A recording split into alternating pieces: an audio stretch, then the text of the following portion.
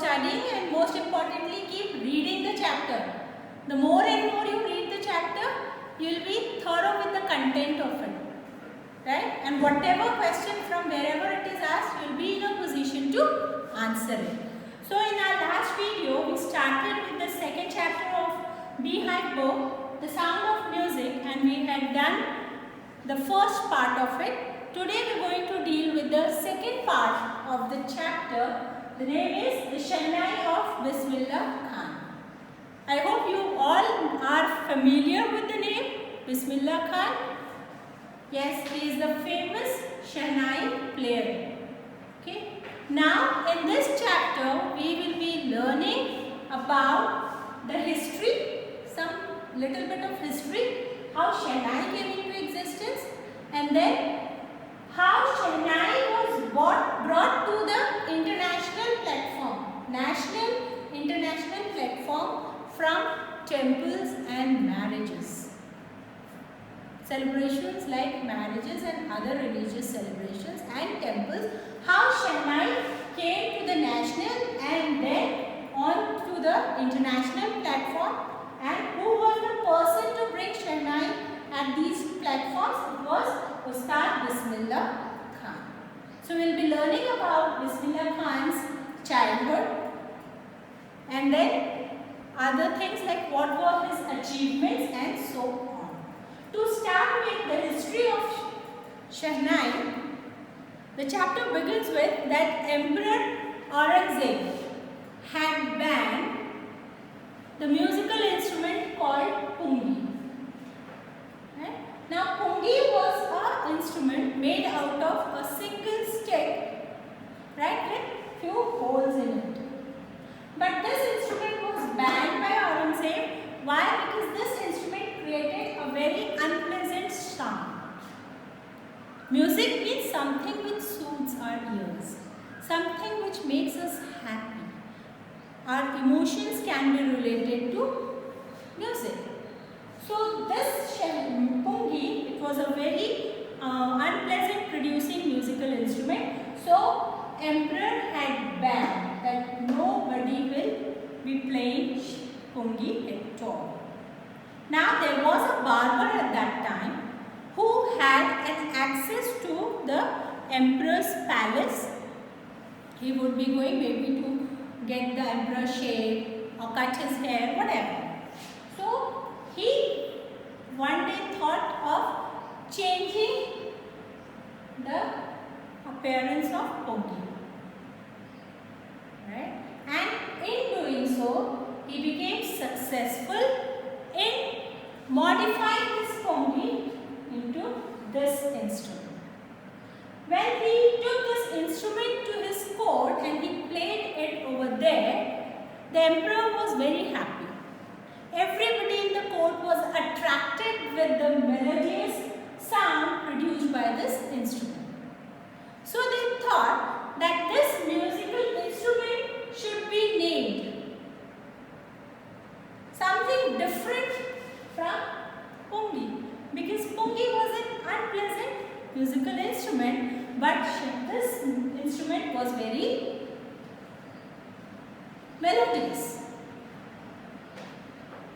So they tried to relate the thing like this instrument was first played into the court of Akbar, Shah's court.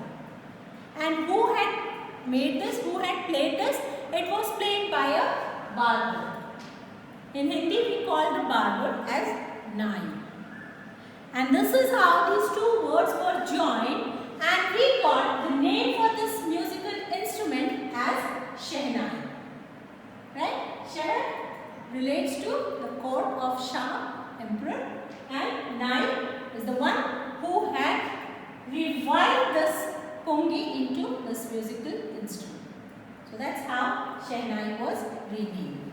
So this is the history of this musical instrument called Shehnai. Now coming to the most important person, that is Ustad Bismillah Khan. Ustad Bismillah Khan was born on 21st March 1916. Right? And both his maternal as well as his paternal family paternal is the family belonging to the father's side, maternal the family belonging to the mother's side. Both these families had influence of music. They were all musicians, right? His grandfather was a renowned Shehnai player. His uncles were renowned Shehnai player. His father himself was a renowned Shehnai player. So at the age of 3, when Bismillah Khan's mother took him to his maternal house, there Bismillah Khan saw his uncle playing Shehnai. And he loved the sound of that Shehnai so much. He loved to keep watching his uncle playing this instrument. Right? And at the age of 5 years, what he would do, he would sing in the temple. Songs. The holy songs. Right? And he would sing so beautifully, so melodiously, that every day the king would give him a laddu. That was a reward. And what was the weight of that laddu every day? It was 1.25 kg. And Bismillah Khan was every day happy getting this reward. And he would go to the temple every day. Now with the passing of time, he had started learning how to play music on Shehnai, and he loved to sit near the river Ganga and keep practicing for hours and hours. Right? He would continue practicing. And this is how he became very fond of river Ganga. Okay? Now Banaras and Dumra. Dumra is his paternal place where he was born. Banaras is his maternal place where he was there with his uncle for a long time. So Banaras and Dumra are the two cities that he loved. He was totally in love with these two cities. Wherever in the world he would go, whichever corner of the world he would go, he always longed, he always desired, he always yearned to come back to these cities. Right? Especially to Banaras, because if away from Banaras, he would keep missing Banaras and he would keep missing river Ganga. So at the age of 14 years, once there was a musical conference at Allahabad, so Bismillah Khan along with his uncle went there and he played his music. Right? He played his music over there and he was praised by people a lot over there. Right? He was very much praised over there, and it was said that he would become a very renowned musician one day. Now, after this, he kept on practicing music. He would play music in the temples in Banaras, right? And after that, in the year 1938, with the coming up of All India Radio, with the opening of the All India Radio station at Lucknow, this gave a first break to Bismillah Khan to reach out his music to the world, to the country. Right?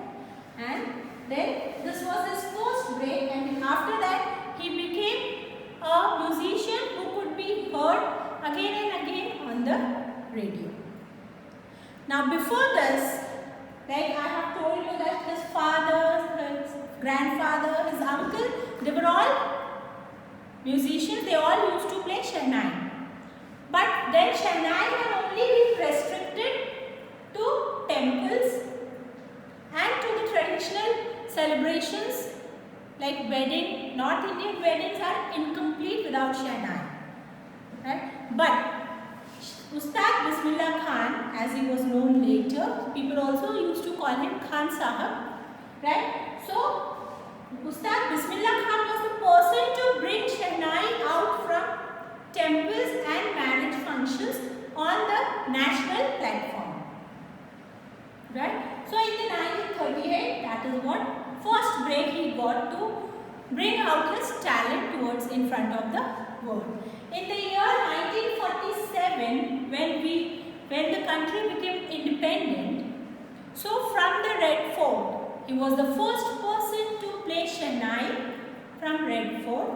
That was after Pandit Jawaharlal Nehru's speech, Tirest of Destiny. That was the speech, very famous, given by our first Prime Minister Pandit Jawaharlal Nehru on the first Independence Day. And then Ustad Bismillah Khan was the first Chennai player to play from Red Fort. After that, now from here, Ustad Bismillah Khan has started becoming very famous, right? And his first international trip was to Afghanistan. He had been to Afghanistan to play his Shehnai, and the king over there was so overwhelmed. He was so happy, so impressed to hear to his Shehnai, right? That he gifted him with lot of gifts along with the Persian carpets. That is what he had got as a gift from the king over there. Apart from this, when we talk about the films, his career in the film, he has given his song in one of the very famous film by Vijay Bhatt, right? Who liked this sound of the music, sound of this instrument so much that he thought of directing a film with the name of the instrument, Goonj Uthi Shehnai. In this, we can see Ustad Bismillah Khan playing his Shehnai, and also a song was given by him in that movie.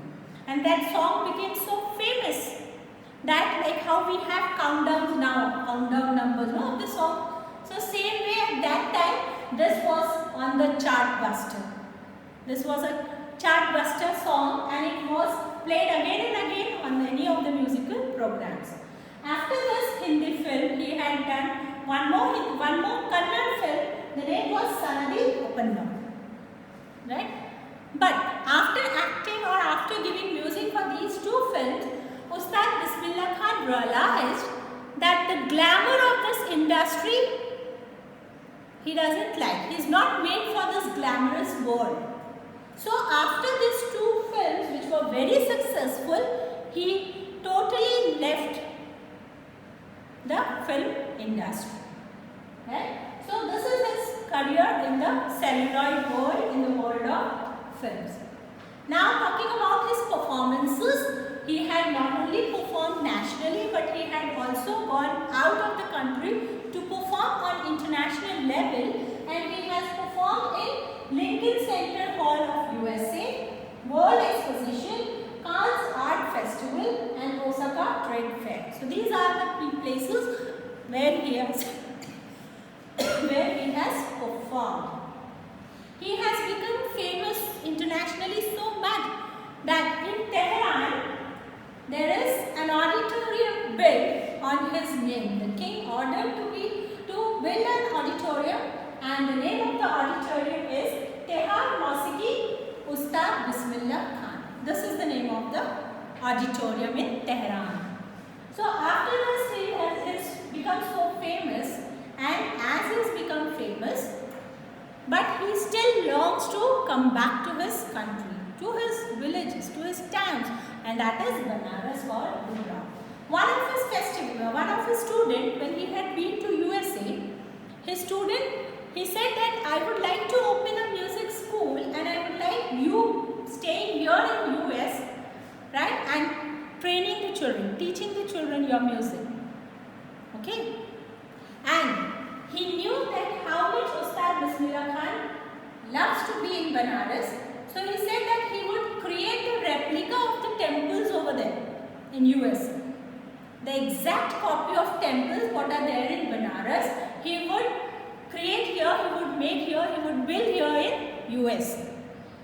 To which Ustad Bismillah Khan very smilingly said, okay fine, maybe you will build the temples over here. Will you be able to bring Ganga here? Will you be able to export Ganga here in USA for me? And that's how that shows his love for his place, that is Banaras. Then he says when he is out of the country, he is missing Banaras. When he is missing his country, he is missing Banaras, and when he is in Mumbai, he misses again his places, that is Banaras and Dumra. Right? So that is what his love these two places is, and which can never be replaced by any place. So after this, after so much getting recognized nationally as well as internationally, he has been awarded lots of awards in India also, to name this Padma Shri, Padma Bhushan, Padma Vibhushan and Bharat Ratna. Bharat Ratna is the highest civilian award. This is the highest ranking award when it comes to India, and he has been awarded with this award. Right? And on the day when he received this award, Bharat Ratna, to the news reporters and all, he addressed saying that our music is a heritage. Right? It's our heritage which should be taught to every child in India. Why? Because this is something very important. Even the people abroad are taking note of our music. They are impressed by our music and they are learning our music.